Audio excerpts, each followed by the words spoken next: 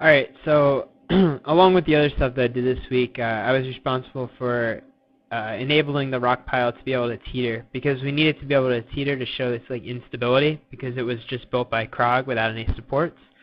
So I did a pretty simple but a little bit complex rig. I started out with a spline IK, and along with the spline IK,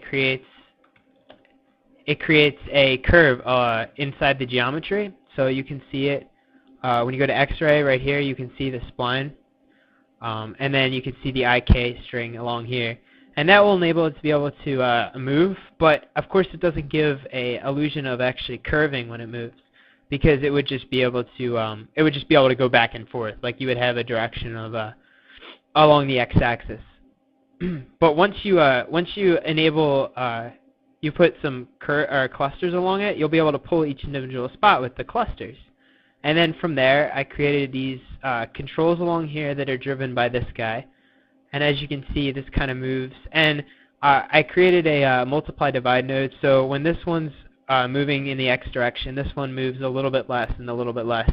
I believe this one's like 0.35, 0.45, and so on and so forth. And this one's 0 because you don't want the base to move at all. So this is now the middle controller. And then these three are also driven by this middle controller, and they add a little bit of movement on the top, as you can see here.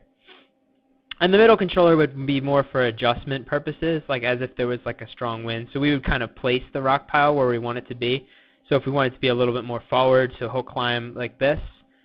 And then the top will be more of the swaying action. And that controls these three curves along here, as well as the middle controller, as you can see here, the middle controller. And then the middle controller controls these three. So it's a little bit complex for kind of a simple little setup. But in the end, I think it's going to give us a good amount of control, so that we'll be able to easily animate. Because like I said, you only have two controls to key now, and you can get all movement across the entire thing. And you could, in theory, just use the top control. If you zero this out, you'll be able to get a good swaying. If you were looking at it from the top, you could get a nice swaying action here. You don't actually need to use the middle controller at all. But like I said, it's straight up right now, like straight up and down.